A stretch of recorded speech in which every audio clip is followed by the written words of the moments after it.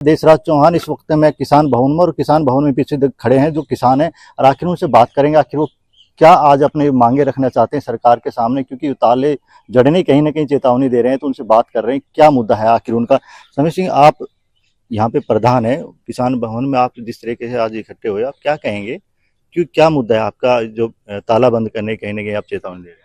हमारे पास कोई रास्ता ही नहीं बचा।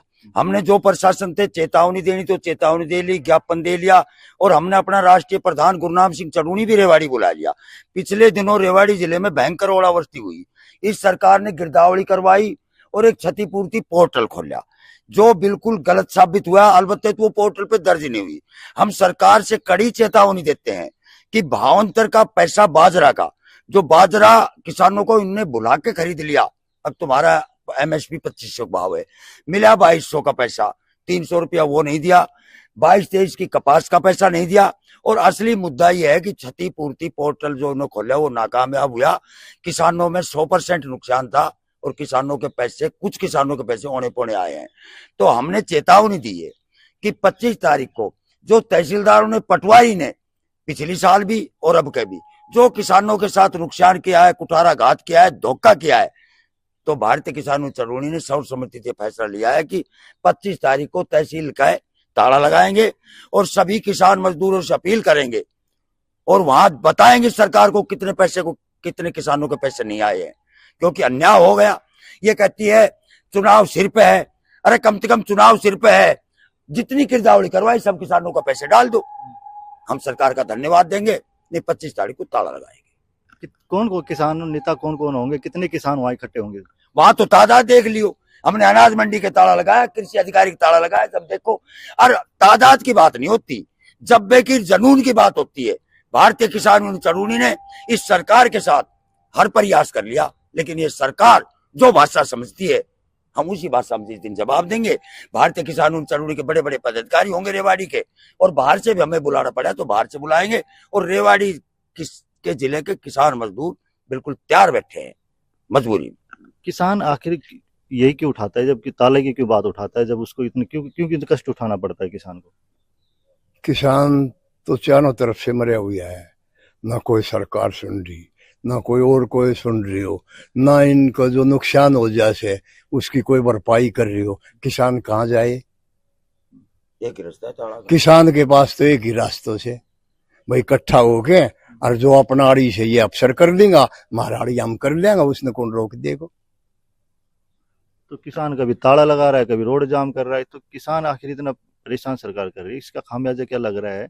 अब लोकसभा तो हो चुका है, विधानसभा में भी कहीं ना कहीं इसका नुकसान उठाना पड़ सकता है। ये ज्यादा कहने की तो बात ना है।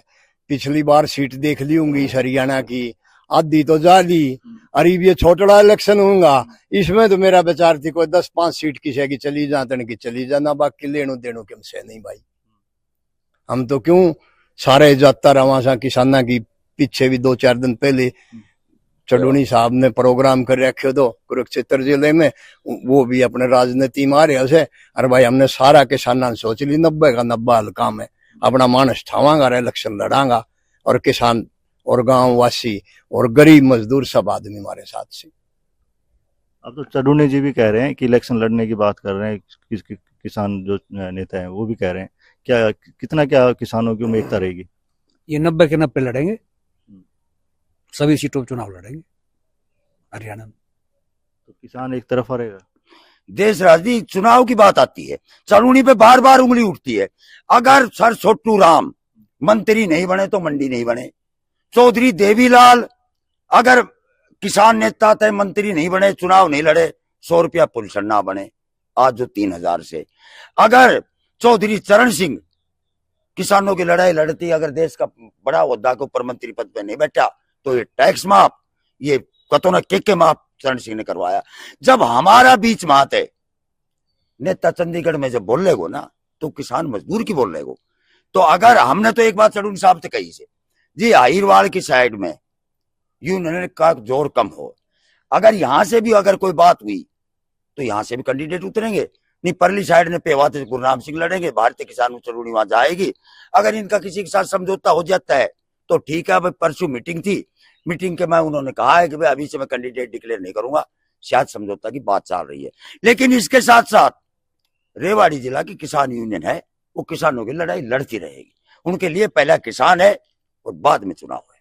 किसानों की जब लड़ाई हुई, जब दो गुट, एक गुट रहा, उसके बाद में दो गुट बन गए। हाँ जी, एक चडूनी बन गया, एक किसान नेता टिकैती बन गए। अब एक तरफ तो कह रही इलेक्शन लड़ने की बात कर रहे हैं, नहीं लगता कि आपस में कहीं ना किसान भी बट गए? देखो जी, जब पंजाब में गया, पंजाब के माए हमारी सरकार बढ़ती, लेकिन इन लोगों ने संयुक्त मोर्चा वाला ने साथ नहीं दिया।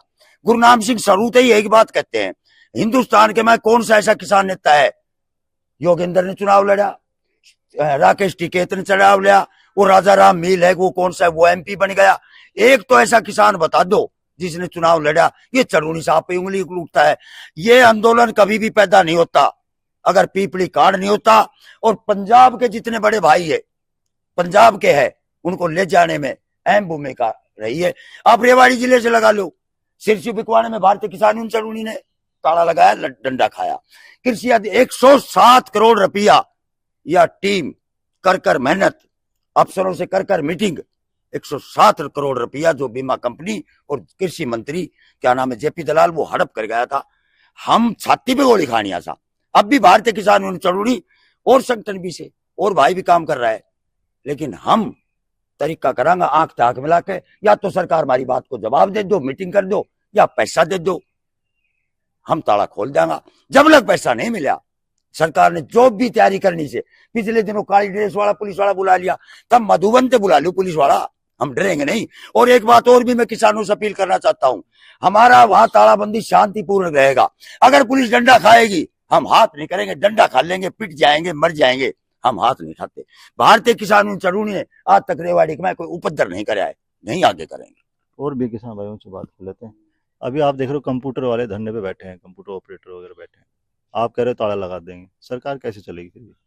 देखो, सरकार अगर इसी तरह सख्त रवैया पकड़े रखा तो ये धरना प्रदर्शन और ये तो जरूरी है, और कर भी क्या सकते हैं। अब किसानों का कितने दिन का मुआवजा आज तक नहीं मिला है और ना ही भावांतर का पैसा मिल रहा है, तो कहाँ जाएगा किसान? ये तो आखिरी में करना ही पड़ेगा। और इसी तरह रहे तो किसान कब तक धरना प्रदर्शन करे? राज्यसभा इनमें इलेक्शन में जाएगी, MP इलेक्शन में भी जाएगी। जब तक MP और ये नहीं होंगे अपने, जब तक कौन सुनेगा किसानों की? तो ये भी जरूरी है। तो किसान, हमारे जो राष्ट्रीय अध्यक्ष है, वो उन्होंने कहा है कि भाई 90 की 90 सीट हरियाणा में विधानसभा की हम लड़ेंगे। लगता है बाबूजी निकाल जाएंगे 90 की 90 सीटों में? कितनी सीटें निकाल जाएंगे किसान नेता यदि चढ़ूनी जी इलेक्शन लड़ते हैं? हाँ, देखो कम से कम 10-5 तो निकालनी चाहिए, इतनी सीट की पूरी उम्मीद है, और बाकी आगे कोशिश है सभी किसानों की। इस बात में इतनी उम्मीद क्यों है? कैसे निकाल लोगे इतनी आप? किसान 5 भाई सब साथ है। जहां भी किसान यूनियन की मीटिंग पंचायत होती है तो वहां इतने किसान इकट्ठे हो जाते हैं, और हर किसान तन से, मन से, धन से इलेक्शन लड़ेगा और जीतेगा। वोट तो किसानों के, गरीब मजदूरों के पास ही तो हैं। पार्टी तो दो ही दिखाई दे रही है, बीजेपी कांग्रेस। रोल तो फिर किसान नाए को रहने से है, सारा आमना ने जरूरत तो किसाना की पड़नी से। जैसे अनाज के रूप में पेट भरने के लिए पड़े से, न्यू ही किसाना की जरूरत पड़ेगी। कोई ठीक सरकार बनेगी, उसको बारे में सोचो जागो। ये थे मेरे साथ किसान, और उन्होंने कहा कि यदि उनको इलेक्शन जो चढ़ूनी जो ग्रुप है, कहीं ना कहीं चढ़ूनी जी जिस तरीके का इलेक्शन जो लड़ रहे हैं, तो उसको लेकर किस तरीके 90-90 सीटों पे इलेक्शन लड़ेंगे, और आखिर वो तो 2024 का इलेक्शन बताएगा आखिर किसकी जीत किसकी हार होती है। हरियाणा तक के लिए रेवाड़ी से देशराज सिंह चौहान।